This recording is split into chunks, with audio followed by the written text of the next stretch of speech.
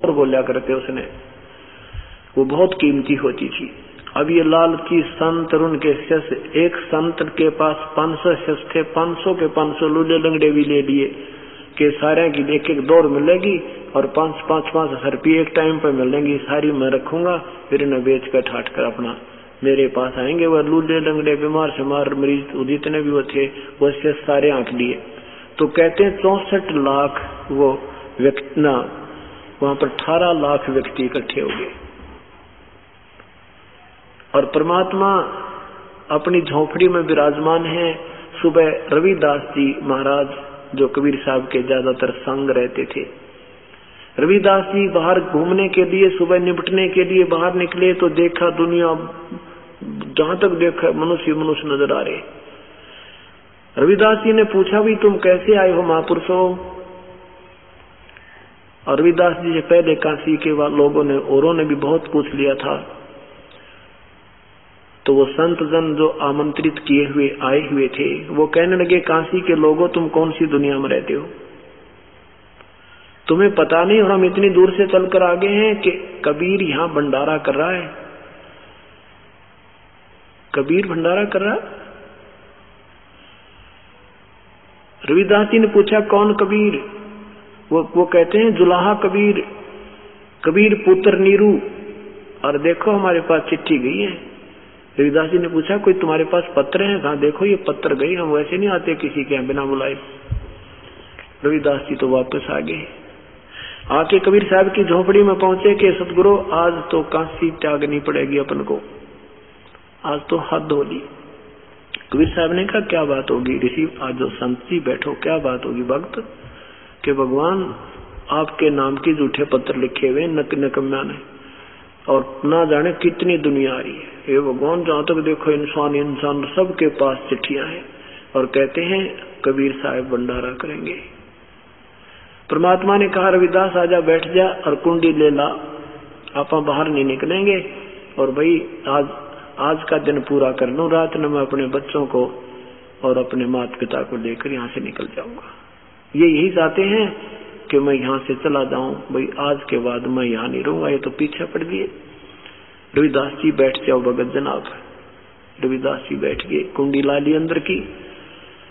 उधर से सिकंदर लोधी के पास भी उसके शेख तकी पीर ने, क्योंकि शेख तकी हेड ऑफ द डिपार्टमेंट था मुसलमान धर्म का, उसने भी पता लग गया, उसी की सलाह से सारा ये काम हुआ था। हिंदू मुसलमानों के सारे मिले जुलों के ये मुखियाओं के काम थे।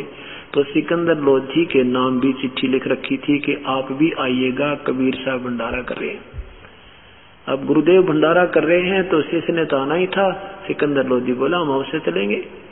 शेख तकी यही चाहता था कि सिकंदर एक बार चले और वहां कबीर साहब पाएगा नहीं, ये बहुत इसका महिमा का प्रशंसक बना हुआ है, पता लग जाएगा ये इसके भी कैसा वो संत है।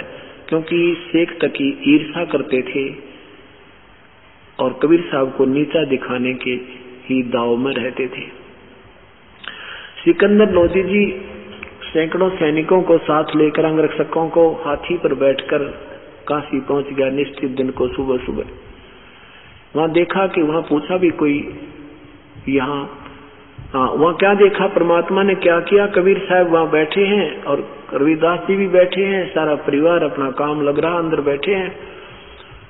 तो परमात्मा ने अपना दूसरा रूप बनाया और सतलोक पहुंचे कबीर साहब।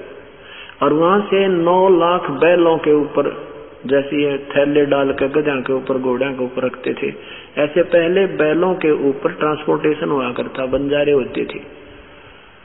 उन 9 लाख बैलों के ऊपर वहां से सतलोक से सारी खाद्य सामग्री लाके और वहां काशी के उस टोपड़ के बाजार में एक स्थान था बहुत लंबा चौड़ा, वहां पर टेंट लगा दिए, सफेद टेंट कति ऐसे चमक रहे और सब जगह भंडारा शुरू कर दिया। और स्वयं एक केशव नाम का बंजारा अपना रूप दूसरा बना के प्रभु और केशव नाम रख के और बैठ गया एक टेंट न्यारा ला के।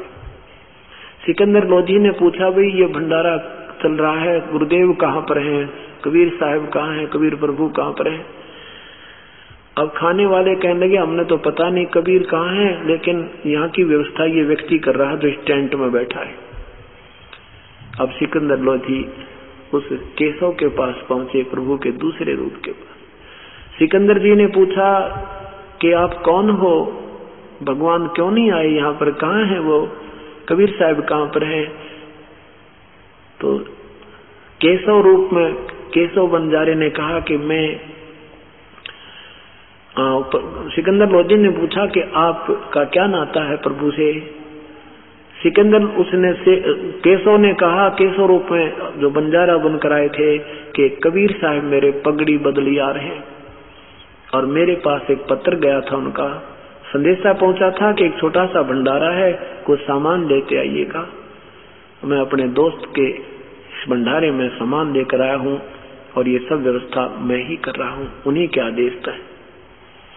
अब लोग सुन रहे थे, राजा के साथ तो सैकड़ों और भी इकट्ठे हो गए। राजा आ गया, भाई क्या बात होगी इनकी? और शेख तकी और वो दूसरे भी वहां के जो दुखी थे भगवान थे, वो भी खड़े थे, गुरु और पीर दोनों। जब केशव ने ये कहा कि छोटा सा भंडारा देने के लिए कुछ सामान की आदेश हुए थे, मैं लेकर आ गया हूँ, अब उनके तो सिर चक्कर काटने लग गया कि इतने बड़े भंडार जहाँ 18 लाख आदमी एक समय खाना खा और उसको छोटा सा भंडारा कह रहे हैं, वो तो खिसके पर शेख तकी अनाड़ी था। सिकंदर लोधी ने कहा कि वो भगवान नहीं आए यहाँ पर। केशव ने कहा कि उनका दास बैठा है, उनकी मौज, आएंगे तब आ जाएंगे, मौज है मालिक की, कभी आओ। तो सिकंदर लोधी ने सोचा भी साहिब के दर्शन किए बिना तो जी लागे नहीं, मन नहीं लगेगा। कहा कि मुझे उसका घर का स्थान कहाँ है, मुझे बताइएगा। एक व्यक्ति उनके साथ गया। राजा हाथी पर बैठकर कबीर साहब की झोंपड़ी पर पहुंचा। हाथी से नीचे उतरकर दरवाजा खटखटाया। सिकंदर रविदास जी कहने लगे, भगवान ये तो यहाँ भी आगे दिखे, अब यहाँ पर पहुंच चुके हैं। कबीर साहब ने कहा, रविदास दरवाजा मत खोलना, देखी जाएगी। सिकंदर लोधी ने कहा कि दरवाजा खोलो परवरदिगार, दरवाजा खोलो भगवान। मैं सिकंदर लोधी दिल्ली का बादशाह आपका दास बोल रहा है। बाहर से कहा, अंदर से परमात्मा ने आवाज लगाई कि राजन, आज रात में, आज दिन यहाँ पर रहूंगा, रात को अपने बाल बच्चों को लेकर मैं किसी कहीं और चला जाऊंगा दूर। प्रभु ये मुझे जीने नहीं दे रहे। मैं कहता हूँ भले ये मानते हैं बुरी, अब सब मेरे पीछे पड़ चुके हैं, जन जन को मेरा दुश्मन बना दिया है और मेरे पास आहार कराने को परिवार को भोजन नहीं है और मेरे नाम झूठी चिट्ठी लिख दी है राजन, और 18 लाख व्यक्ति मेरे द्वार पर आ गए हैं, अतिथि आए हैं, मैं कहाँ से बाहर कराऊं? मेरी बेइज्जती करवानी है इन्होंने। सिकंदर लोधी कहता है, भगवान आप मुझे नहीं बहका सकते मेरे दाता, आप किसी और को तो बहका सकते हो। हे परमात्मा, देखो तो आपने कैसे रंग ला रखे हैं। हे परमेश्वर, वहां तो जय जयकार हो रही है आपकी, आपने भंडार भर रखे। केशव नाम का बंजारा आपका दोस्त वहां पहुंच चुका है और आपकी जय जयकार हो रही है। जो भी कोई इच्छा करते हैं, खाद्य जो वेजिटेरियन जो खाने की, उनको हर चीज मिल रही है प्रभु। और आपके दर्शनाभिलाषी वो देख रहे हैं वहां के आने वाले भक्तजन कि कहाँ वो परमात्मा, कहाँ वो कबीर, एक बार दर्शन तो कर लें जिन्होंने ऐसे ऐसे मोहन भोजन हमें कराए।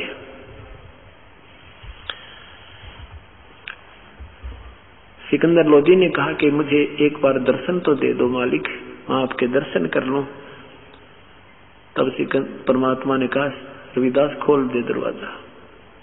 अब जो है दरवाजा खुला, सिकंदर लोधी ने दंडवत प्रणाम किया अपने परमेश्वर के चरणों में मुकुट समेत और चरणों में सिर के कहने लगे, परमात्मा एक बार दर्शन दे दो, बहुत लोग आपका इंतजार कर रहे हैं। हे परमात्मा, ऐसा भंडारा, ऐसा सिस्टमेटिक, इतना प्रेम से भंडारा चल रहा प्रभु, देखते ही आनंद आते हैं, आपकी जय जयकार हो रही है। परमात्मा कुटिया से बाहर आए तो कहते हैं आसमान से फूल बरसन लगे, उस परम पिता के ऊपर आसमान पे फूल बरसन लगे, सुगंधित फूल। रविदास जी चंवर करते हुए अपने प्रभु के साथ पीछे हो लिए। सिकंदर लोधी ने अपने हाथी के ऊपर एक रूम बना दिया करते थे राजा के रेस्ट करने का। उसमें चारों तरफ दरवाजा होता था, वो चारों तरफ का दरवाजा खोल कर ऊपर रखवा दिया, चारों तरफ से खोल दिया उसको, और परमात्मा को अपने हाथी उस अपनी ही अंबारी में बैठाकर उस रूम में बैठा दिया, और साथ में रविदास जी को बैठा लिया, और कहा रविदास जी से कहा कि मुझे दे दो सेवा, सवर मैं कर लूं अपने भगवान पे, आप तो रोज ही करते हो। और सिकंदर लोधी अपने भगवान पर, अपने प्रभु पर सवर करता हुआ और सारे बाजार में घुमा दिया। कोई देख रहे हैं ये कौन है, कि यही तो है कबीर। ये राजा सवर किस पे कर रहा, कि कबीर पे सवर कर रहा, कबीर परमात्मा पे कर रहा है। दुनिया देख रही है, जय जयकार हो रही है, सारे मेले में घूम कर, और फिर आ जाते हैं जहाँ पर केशव रूप में परमात्मा दूसरे डबल रोल में बैठे थे। अब जो ही केशव ने एक व्यक्ति भेजा कि भगवान को, कबीर साहब को बुला लो, इस टेंट में आ जावे। जो ही वो बुलाने गया तो कबीर साहब जब वहां पहुंचे, उससे पहले ऑटोमेटिकली कहते एक तख्त आ गया आकाश तय, अपने आप उस पर बिल्कुल सफेद सदर आ गई, गद्दा बिछ गया, और इतनी सुंदर स्टेज बन गई परमात्मा की वहां विराजमान होने की। उस पर जाकर परमात्मा विराजमान हो गए। दूसरी तरफ केशव रूप में बैठे हैं, दूसरी एक तरफ वो स्वयं कबीर रूप में बैठे हैं, और कहते हैं 8 पैर तक 24 घंटे तक चर्चा चलती रही। प्रश्न करता है केशव, उत्तर देते हैं परमात्मा। अब उन निकम्मों ने तो किया था भगवान के साथ बेइज्जती करने के लिए, भगाने के लिए, और उस दृश्य को देखकर सुनकर उस तत्व ज्ञान की गोष्ठी को कई हजारों ने उपदेश दिया परम पिता कबीर परमेश्वर से, त्याग दिए वो नकली गुरुओं को। अब सुबह समापन हुआ भंडारा, तीसरे दिन भंडारा समापन हुआ। सब बंजारों ने सब अपना सामान समेट कर और बैलों पर डालकर प्रस्थान कर दिया, संकेत कर दिया केशव रूप में कि आप चलिए, मैं आ रहा हूं। अब सब लेकर के वो बैल और बंजारे, वो जिमाने वाले भी सतलोक से ही हंस आए थे, और सतलोक के ही वो हंसी बैल बने थे, और सतलोक से वो आहार आया था। 18 लाख आदमियों की व्यवस्था सरकार करके दिखा दो 2 घंटे के भीतर, और वो जो मांगे हलवा, कचौड़ी, पकौड़ी, खीर, खांड, सब कुछ, पूरी मांडे सारे दर दिए परमात्मा ने आगे। अरे एक असरपी, 5 असरपी, साथ में एक कंबल यानी दोहर। सिकंदर लोधी खड़ा था, साथ में केशव खड़ा है, परमात्मा खड़े हैं, केशव रूप में प्रभु खड़े हैं, और भी दर्शक सैकड़ों की संख्या में सैनिक हैं, दर्शक भी खड़े हैं। क्या देखते हैं कि दरिया को पार करना था उन बैलों ने, और दरिया अपने फुल स्विम पर बहुत तेज बह रहा था, गंगा को पार करना था। अब क्या देखा कि गंगा बिल्कुल इतना पानी हो गया जैसे घुटनों पानी होता है, और वो बैल और बंजारे पार होते ही वो फिर फुल स्विम पर होगी, फुल भरगी। अब वो देख रहे हैं उस गंगा के साथ ही वो सत्संग हो रहा था, समागम। तो फिर देखते हैं कमाल की बात है, एकदम गंगा इतनी डाउन होगी, ये एकदम फिर फुल आ गई।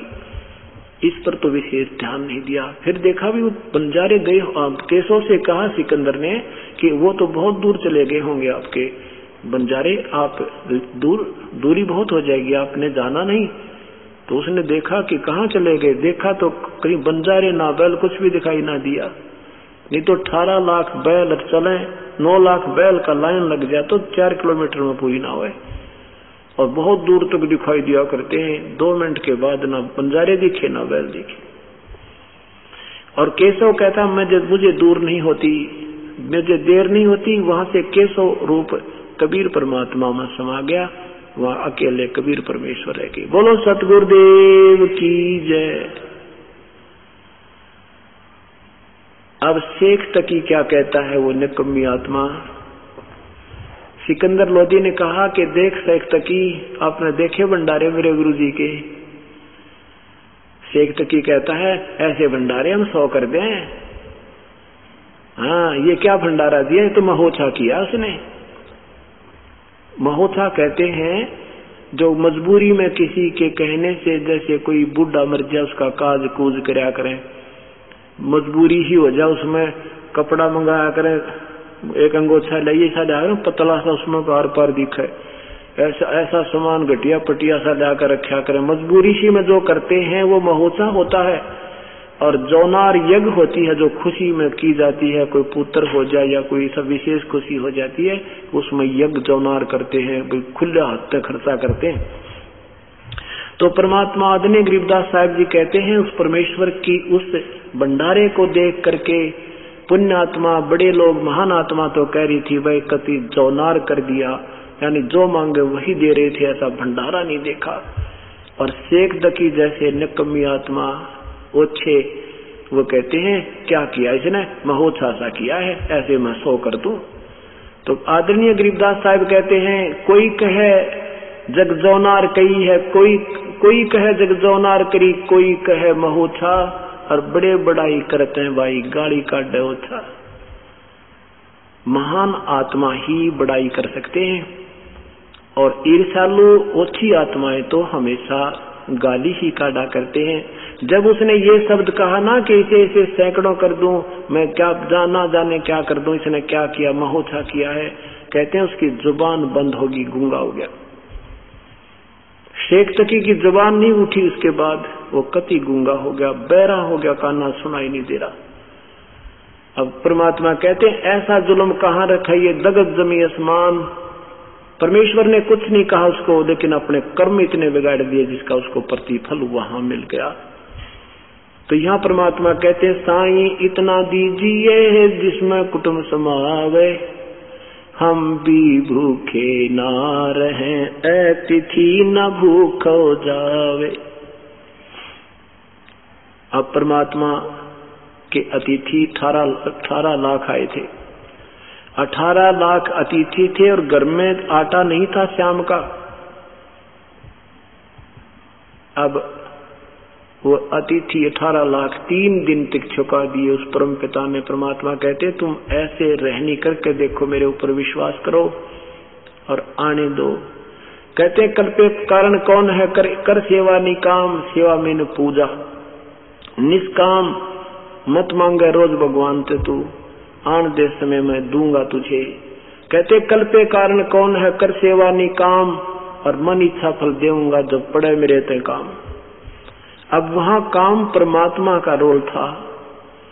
जैसे अभी आपने सुना था वह बहन के लिए जो लोन भी माफ कर दिया उसका, वहां परमात्मा का काम था, क्योंकि वह रो रही थी, ये भगवान एक छोटा सा एक कमरा एक रसोई बनी, या भी सरकार की एड से 12,000 रुपए मेरे पता सारी उम्र ना उतरे।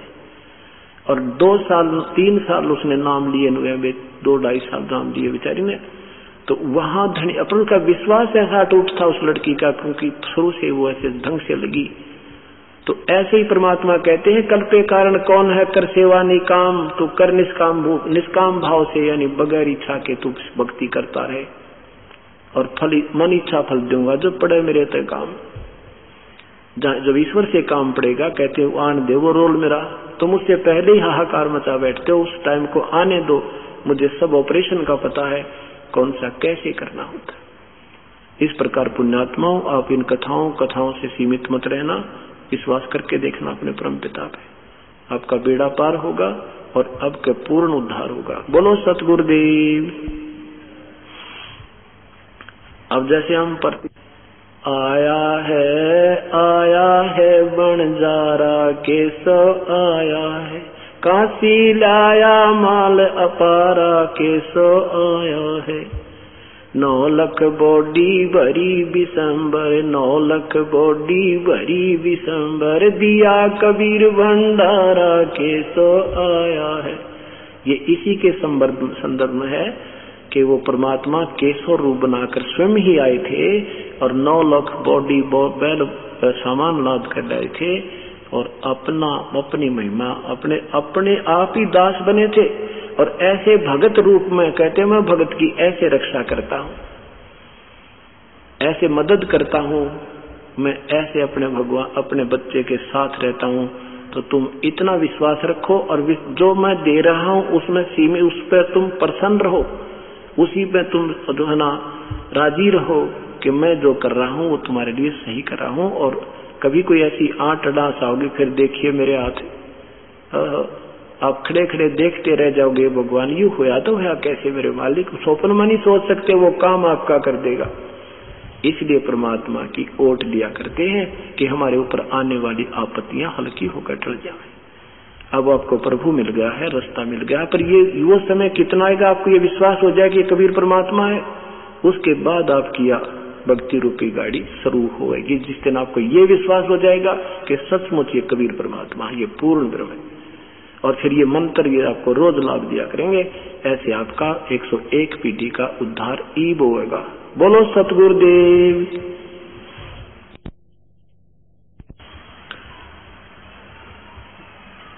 पुण्यात्माओं ने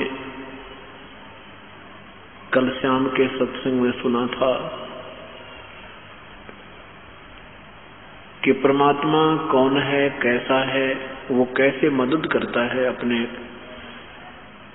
उत्तम भगत की। उस परमेश्वर ने एक अपने आप ही एक लीला की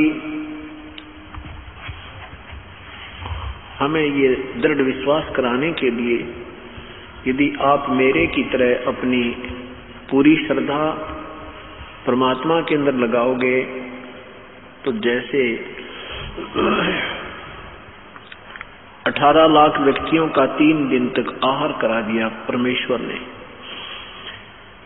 ऐसे ही परमात्मा आपके साथ अनहोनी कर देगा। हम साधनाएं ठीक नहीं करते, हम परमात्मा पूर्ण से परिचित नहीं हैं, इस करके हम अपने मनमानी पूजाएं करते हैं जो सर्व सदग्रंथों में मना किया है। पवित्र गीता जी अध्याय नंबर 16 के मंत्र 23 व 24 में निर्णय दिया है कि जो मनमानी पूजा करते हैं, शास्त्र विधि को त्याग कर जो मनमाना आचरण अर्थात मनमानी पूजा करते हैं,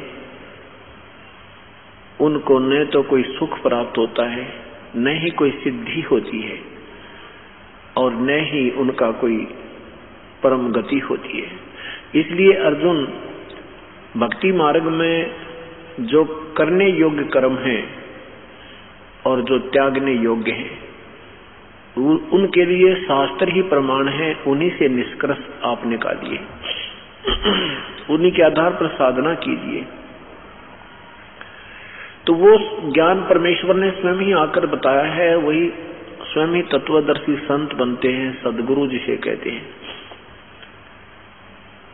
और वही हंस बनते हैं, वही परमात्मा बनते हैं, वही एक दास की भूमिका करते हैं। तब हमें एक गाइडलाइन देते हैं ताकि हम उनके पद चिन्हों पर चलकर अपना आत्म कल्याण करा सकें। और वही परमेश्वर स्वयं आते हैं, फिर अपना कोई दास भेजते हैं जो उन्हीं की शक्ति प्राप्त होता है। उसके अतिरिक्त जो भी हम अभी तक साधनाएं देखते या सुनते थे, चाहे हमने वो कितने सिद्ध पुरुष लगते थे, चाहे उन्होंने पर्वतों को भी उठा लिया था, चाहे उन्होंने 7 सागरों को भी पी लिया था, चाहे उन्होंने सोने के पहाड़ भी बना दिए थे, चाहे उन ऋषियों ने मुर्दे तक जीवित भी कर दिए थे, परंतु वो मोक्ष मार्ग नहीं था। तो क्या बताते हैं, साहेब कबीर आजा आत्मा तोए पुकारती, तेरे हाथ में चाबी हो सतगुरु सतलोक द्वार की। साहेब कबीर आजा आत्मा तोए पुकारती, तेरे हाथ में चाबी हो सतगुरु सत लोक द्वार की। 22 लाख वर्ष तप कीना, एक तपस्वी करण कहाया, तप से राज राज मद मन में नरक ठिकाना पाया। सिर धुन धुन कह पछताया, या थी बाजी आर की, तेरे हाथ में चाबी हो सतगुरु सत लोक द्वार की। साहेब कबीर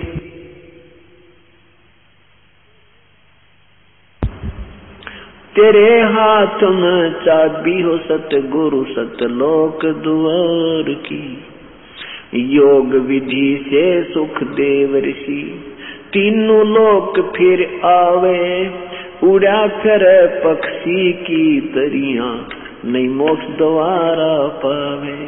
योग विधि से सुख देव ऋषि तीनों लोक फिर आवे, उड़ा फिर पक्षी की तरिया नहीं मोक्ष द्वारा पावे। हठ योगी भव भटका खावे न पावे युक्ति सबद सार की। तेरे हाथ में चाबी हो सतगुरु सतलोक द्वार की। साहेब कबीर आजा आत्मा तो है पुकारती, तेरे हाथ में चाबी हो सतगुरु सतलोक द्वार की।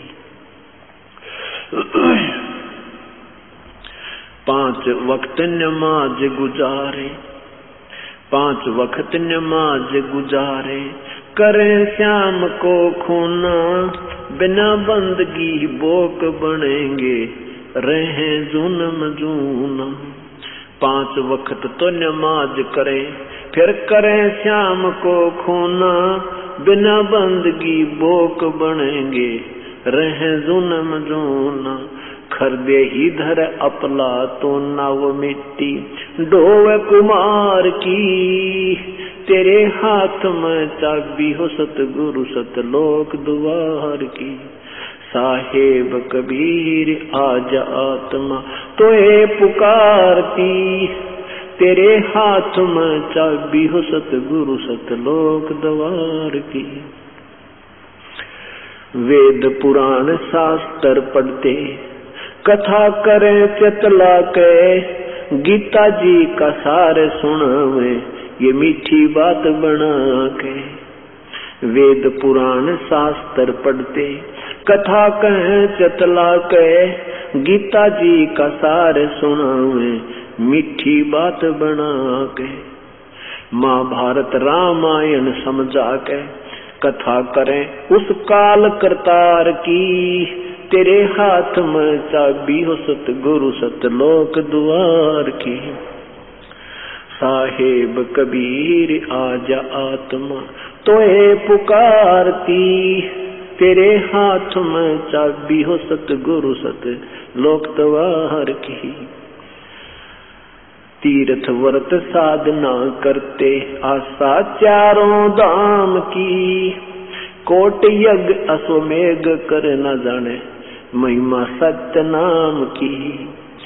तीर्थ व्रत साधना करते, आशा चारों धाम की। कोट यज्ञ अश्वमेघ कर न जाने, महिमा सत्य नाम की। नाम बिना बेकाम की, ये संपत्ति संसार की। तेरे हाथ में चाबी हो सतगुरु सतलोक द्वार की। साहेब कबीर आजा आत्मा तो है पुकारती, तेरे हाथ में चाबी हो सतगुरु सतलोक द्वार की। राबिया रंगी हरी रंग में, कैसी जीव दया दर्शाई। केस उखाड़े वस्त्र उतारे, एक कुतिया की प्यास बुझाई। राबिया रंगी हरी रंग में, कैसी जीव दया दर्शाई।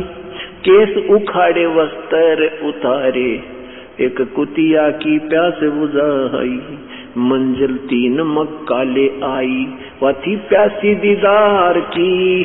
तेरे हाथ में चाबी हो सतगुरु सतलोक द्वार की। साहेब कबीर आजा आत्मा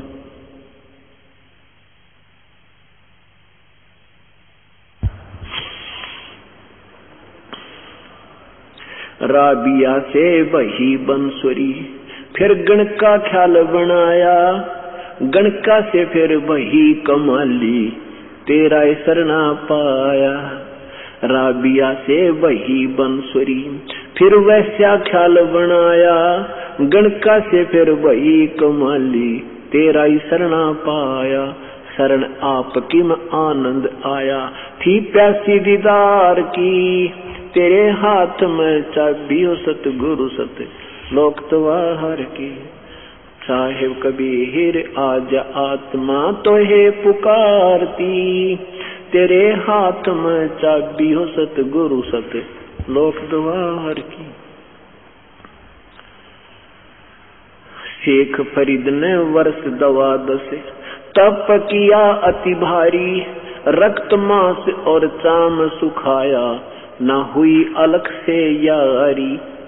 शेख फरीद ने वर्ष 12 तप किया अति भारी, रक्त मांस और चाम सुखाया, न हुई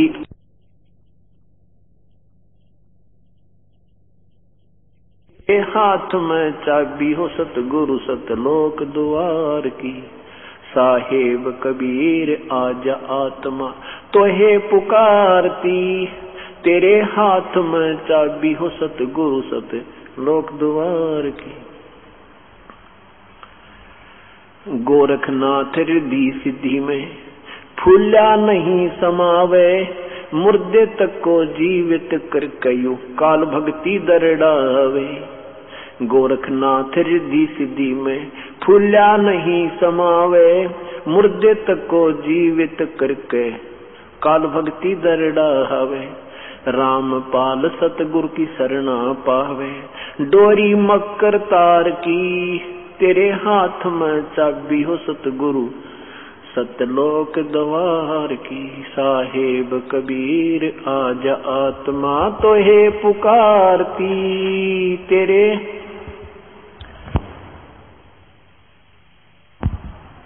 सत साहिब।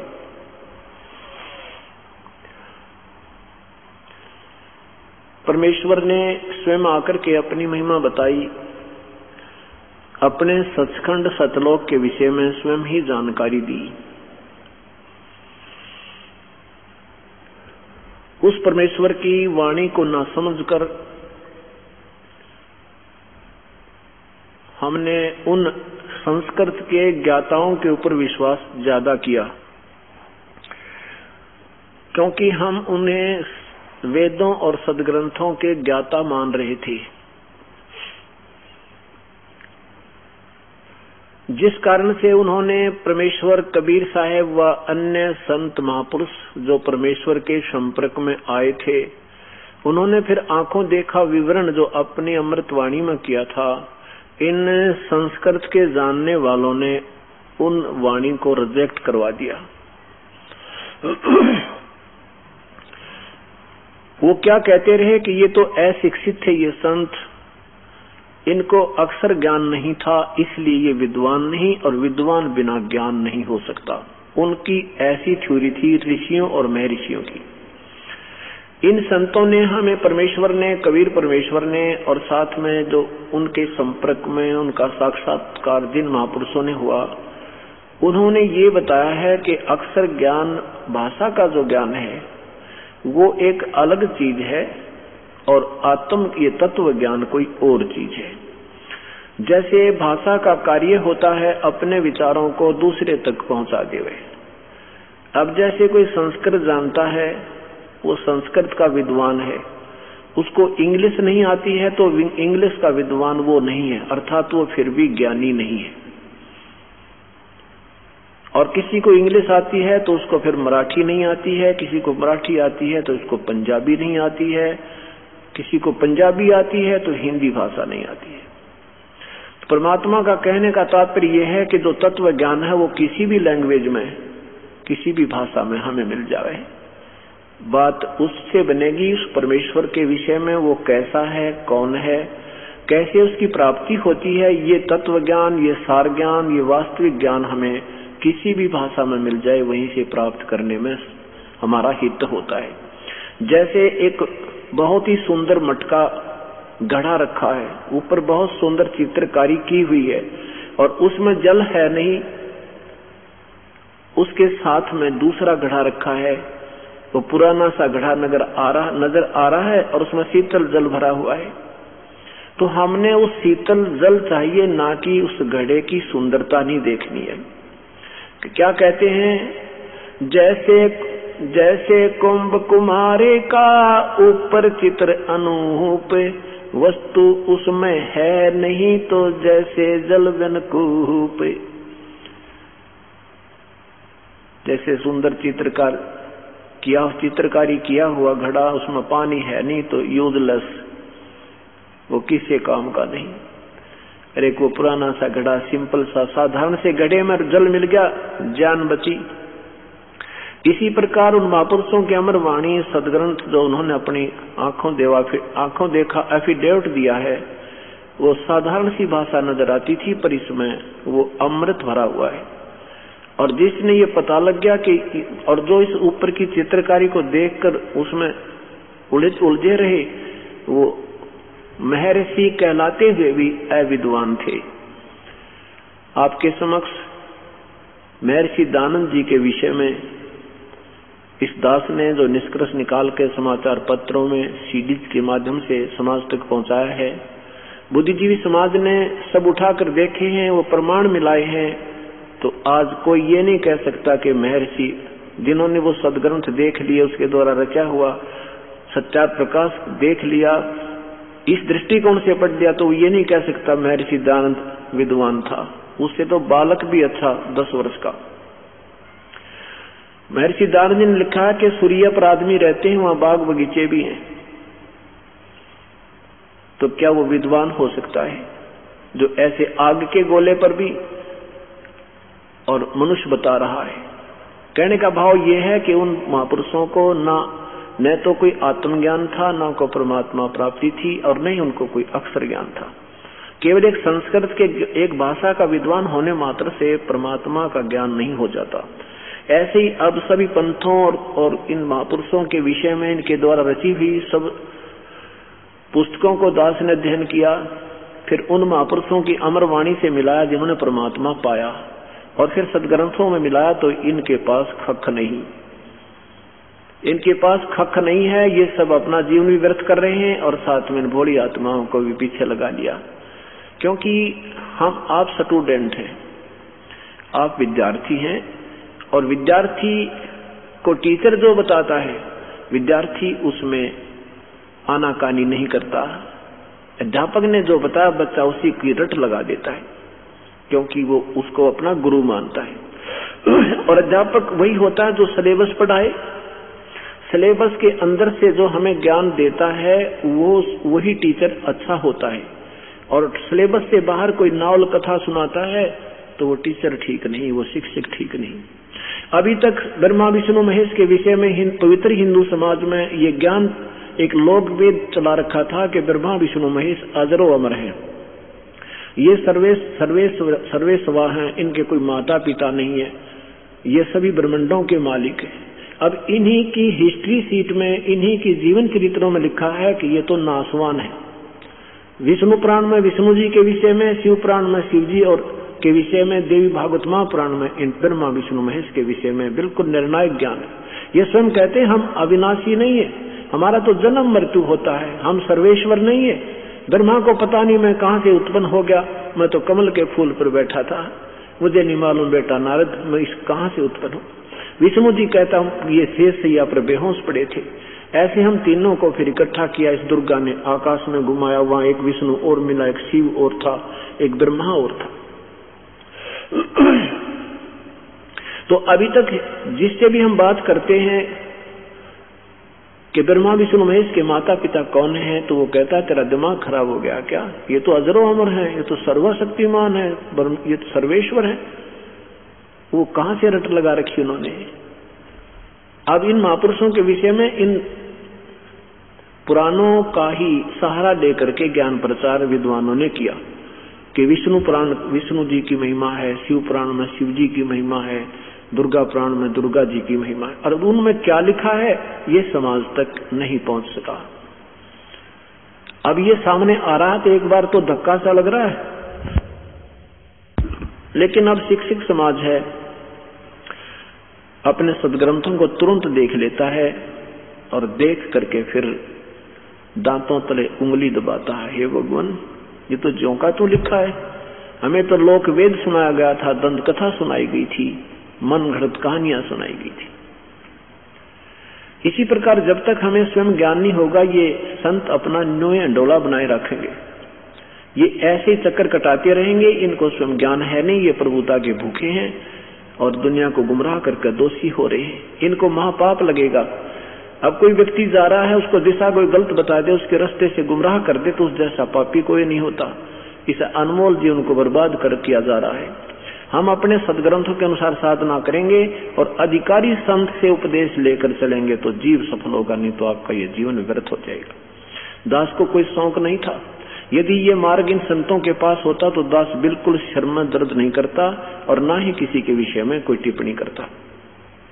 जब दास को स्वयं ज्ञान हुआ कि सचमुच इधर सब शास्त्र के विरुद्ध ज्ञान दिया जा रहा है और सदग्रंथ कहते हैं कि शास्त्र विधि त्याग का जो मनमानी पूजा करते हैं उनको कोई लाभ नहीं होता, बस इतना सा दास का उद्देश्य है। जैसे एक समय एक कथा आया करती कि एक बच्चा था, स्कूल में पढ़ता था, उसने देखा पटड़ी टूटी हुई है और रेल आ रही है, उसमें हजारों यात्री हैं। उसने अपना कमीज निकाल कर ऐसे जोर जोर से हिलाना शुरू कर दिया, चिल्लाना शुरू कर दिया। तो कहते हैं उस ड्राइवर ने शंका होगी कि ये बालक क्यों चिल्ला रहा है, उसने गाड़ी रोक दी। गाड़ी रोक कर देखा तो आगे सामने पटरी टूटी हुई थी और उस बच्चे ने हजारों व्यक्तियों की, यात्रियों की जान बचा दी। आज दास ये कमीज निकाल कर हिला रहा है और कोई संकेत समझ जाएगा तो जान बच जाएगी आपकी। इतना सा काम है बस। नहीं तो उतर कर देख लो अपने सदग्रंथों में, हम पेपरों में निकाल रहे हैं, समाचार पत्रों में, उन्हीं महापुरुषों की पुस्तक, रची हुई पुस्तकों के पृष्ठ और अध्याय साथ लिख रहे हैं और पुस्तक उनके पास है। अपनी देख तो लो एक बार गाड़ी रोक के, और ठीक है तो चले जाना, लगे रहना उन साधनों पे, कोई मना नहीं किया।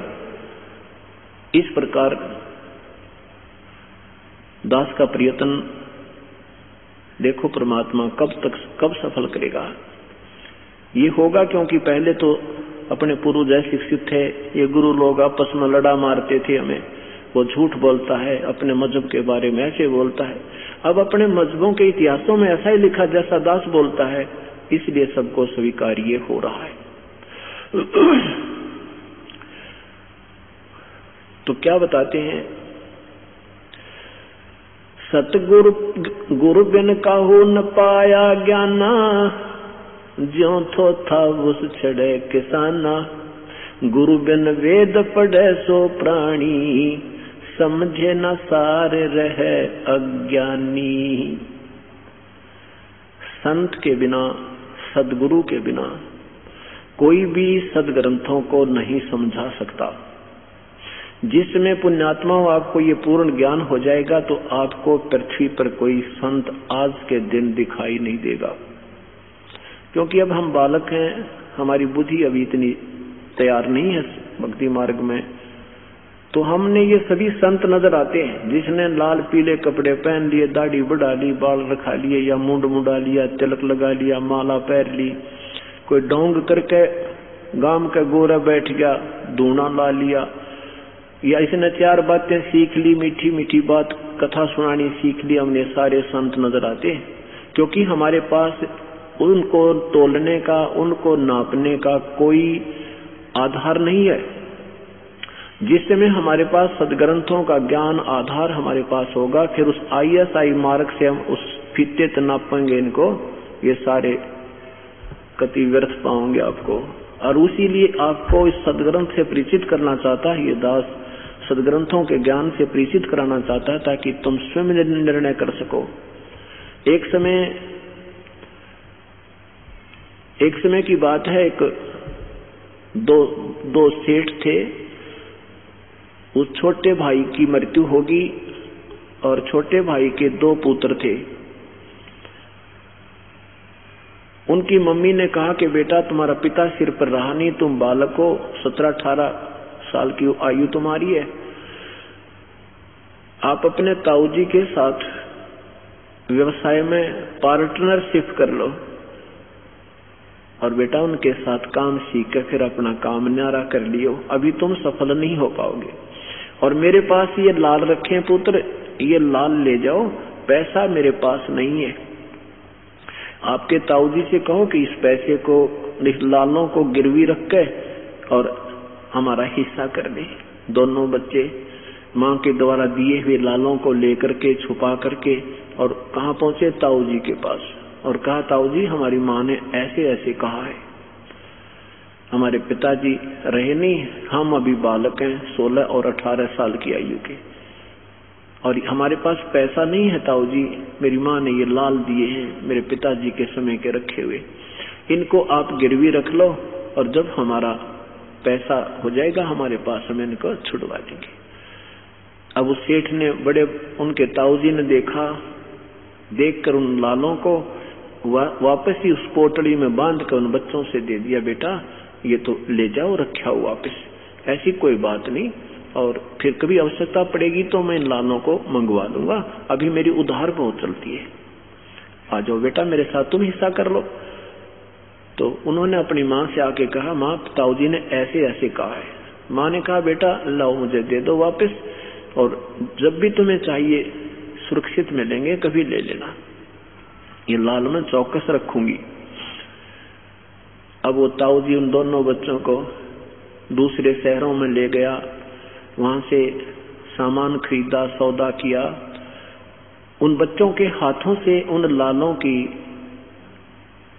का आदान प्रदान करवाना चाहा कि ताकि ये बच्चे स्वयं लाल से परिचित हो जाएं। एक दिन उस सेठ ने एक लाल दिया उन बच्चों को कि ले बेटा ये लाल उस सेठ को देकर आओ जिससे 50,000 का सौदा हमने उधार लिया है, उसको कहना कि हम अपना लाल छुड़वा लेंगे और आपको पैसे दे जाएंगे। दोनों बच्चे गए, सेठ से ताऊ जी की कही हुई बातों को दोहराया। सेठ जी ने एक जौहरी बुलाया, जौहरी से कहा कि देखना ये लाल खरा है या खोटा है। उस जौहरी ने कहा कि ये लाल नहीं है सेठ जी, ये तो लालड़ी है, लाल तो 9 करोड़ रुपए का होता है और ये तो 200 रुपए की भी को ना। सेठ ने वो लेकर लालड़ी और सड़क पर फेंक दी गली में और कहा उन बच्चों से कि तुम्हारा ताऊ जी बेईमान हो गया है, अब वो धोखेबाज हो गया है, ऐसा आदमी तो नहीं था, उसके मन में क्यों खोट आया, उसने ये नकली लाल कैसे मेरे पास भेज दिया, क्या वो मुझे ठगना चाहता है। ऐसी ऐसी कई ऊट पटांग बातें कही। अब लड़के वो दोनों बच्चे उस लाल को उठाकर अपने ताऊ जी के पास मायूस होकर आए और कहने लगे, ताऊ जी वो सेठ तो बहुत निकम्मा आदमी है, उसने तो बहुत ही अभद्र व्यवहार किया है और एक आदमी से पूछा कि देखना ये लाल है कि नहीं, उसने कहा ये लाल नहीं है, ये तो लालड़ी है। और सेठ जी ने ताऊ जी बहुत गलत बातें की कि तुम्हारा ताऊ जी बेईमान हो गया है क्या, ऐसा व्यक्ति तो नहीं था वो। अब से उनके ताऊ जी को पता था कि उसने कौन सी दवाई दी है बच्चों को, उसको पता था कि सचमुच मैंने इनको लाल नहीं दिया था, लालड़ी दी थी। अब कहने लगे, बेटा हो मेरे से धोखा बन गया, अरे लाल तो ये इधर रखा है, भाई मेरे से गलती होगी बेटा, ये लाल है, ये ले जाओ और अब दिखाओ सेठ को। अब दोनों गए और कह देना कि मेरे ताऊ जी को धोखा लग गया सेठ जी, मेरे ताऊ जी ऐसे आदमी नहीं है। अब दोनों बच्चे गए और सेठ जी से कहा, देख सेठ जी मेरे ताऊ जी को धोखा लग गया था, मेरे ताऊ जी ऐसे व्यक्ति नहीं है जैसे तू कह रहा था, उन्होंने ना धोखे से लालड़ी दे दी, लाल के धोखे में, ये देखो देखो ये लाल दिया मेरे ताऊ जी ने। अब सेठ जी ने फिर वो जौहरी बुलाया, जौहरी ने कहा हाँ ये लाल है, देखो ऐसा होता है लाल। अब सेठ बोला, देख तुम्हारी आंखें हैं, ये होता है लाल। अब वो लाल रख लिया सेठ जी ने। अब दोनों बच्चे आ गए। अब बच्चों को भी पता लग गया लाल और लालड़ी का कि इसमें कितना अंतर होता है। सेठ जी अपने बच्चों दोनों भतीजों को लेकर के अपने स्वदेश लौटाया। आके सेठ जी ने कहा, जाओ पुत्र अपनी मां से वो लाल ले आओ और अब उनको गिरवी रख देंगे, उधार बहुत होगी पुत्र। दोनों बच्चे भागे गए। कहा, माँ ने पूछा, आगे पुत्र आ जाओ बेटा खाना खाओ। उन्होंने कहा, माँ खाना पीछे खाएंगे, पहले वो लाल दे कहाँ रखे हैं। ताऊ जी ने लाल मंगाए हैं, घनी उधार होगी है, इनको गिरवी रखेंगे।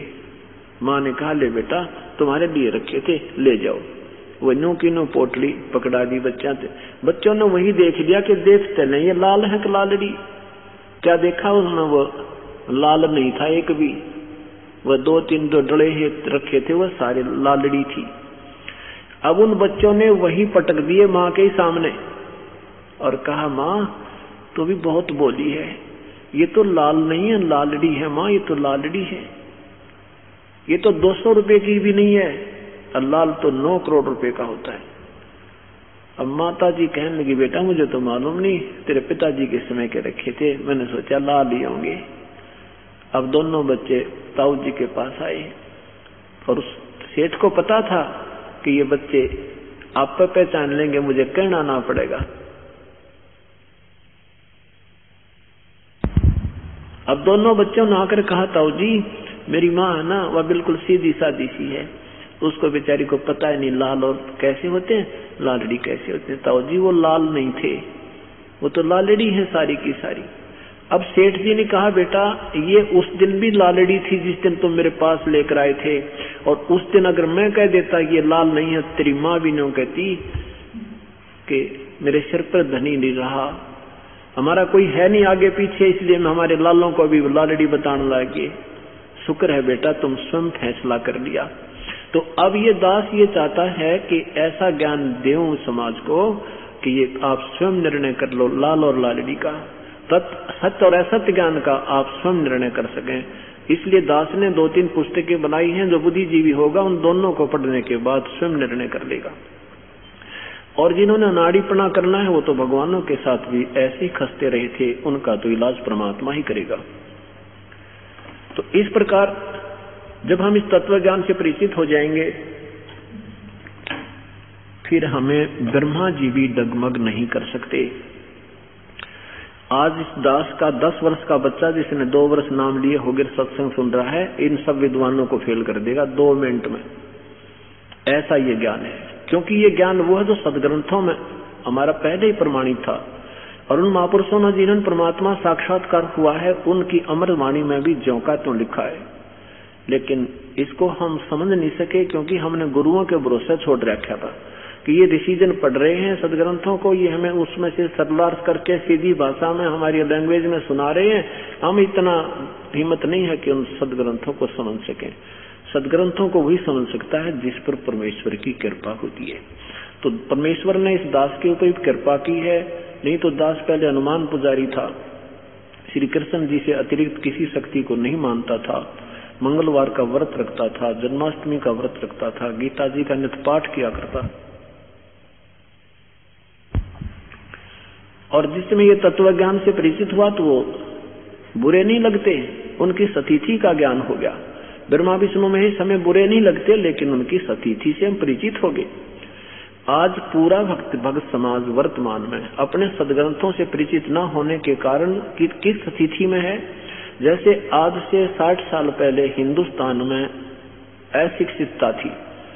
हम छोटे छोटे थे जब, तो उस समय गांव में कोई अधिकारी आता था, सिर पर टोप पहन कहा करते ये अधिकारी, तो क्या कहते थे ग्रामीण के साहब आया हुआ है, साहब आया है।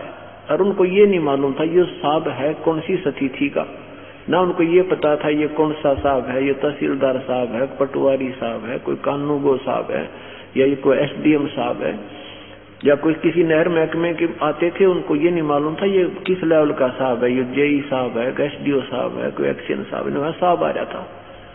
तो आज हम इस स्थिति में हमने भगवान भगवान सुना है, पर न्यो ना भी रहा कौन सा भगवान किस स्थिति का है, कितनी शक्ति है इन प्रभुओं में। तो इस तत्व ज्ञान से ये पूर्ण निर्णय हो जाएगा। आज हिंदुस्तान का बच्चा शिक्षित है, उनको सबका पता है कि पटवारी की कितनी पावर है, तहसीलदार की क्या पावर है, एसडीएम की क्या पावर है, और डीसी की क्या पावर है, और कमिश्नर की क्या पावर है, मंत्री की क्या पावर है, मुख्यमंत्री की क्या पावर है, और प्रधानमंत्री की क्या पावर। तो अब कोई बुरा नहीं लगता हमने कि छोटे कर्मचारी या अधिकारी बुरे हैं, लेकिन उनकी स्थिति से परिचित हो गए। हम पहले सीएम लेवल की एप्लीकेशन और पटवारी का दिया करते, वो पता कैसे कर सकता था।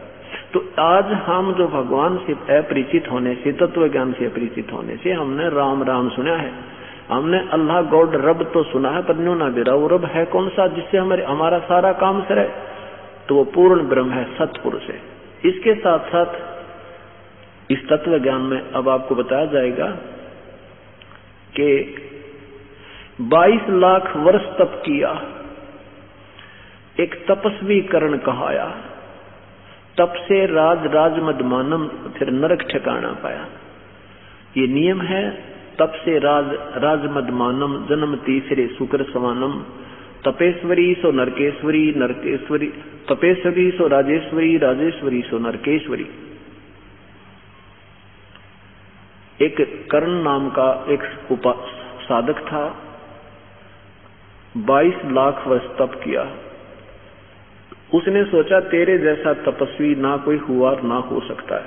और ये कुदरती बात है, जिसने 10 रुपए अधिक दान कर दिए उसमें वो ऐम होए बिना रह को नहीं।